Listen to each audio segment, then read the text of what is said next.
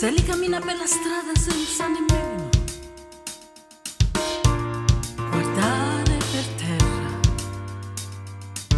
Sally è una donna che non ha più voglia di fare la guerra.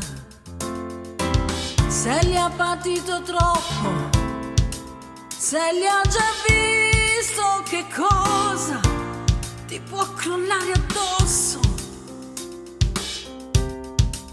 Sally è già stata punita per ogni sua distrazione o debolezza, per ogni candida carezza data per non sentire l'amarezza.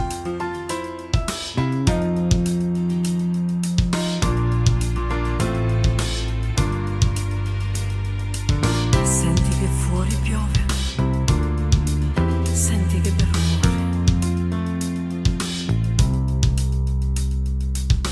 Sally cammina per la strada sicura, senza pensare a niente. Ormai guarda la gente con aria indifferente. Sono lontani quei momenti quando uno sguardo provocava turbamenti, quando la vita era più facile e si potevano mangiare anche le fragole, perché la vita è un brivido che vola via, è tutto un equilibrio sopra la follia, sopra la follia.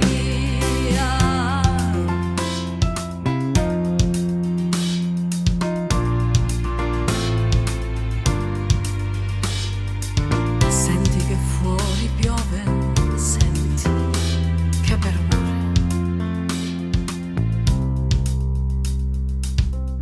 forse se è proprio questo il senso del tuo magari. Forse davvero ci si deve sentire alla fine un po' male. Forse alla fine di questa triste storia qualcuno troverà il coraggio per affrontare i sensi di colpa e cancellarli da questo viaggio, per vivere davvero ogni momento con ogni suo turbamento. È come se fosse l'ultimo.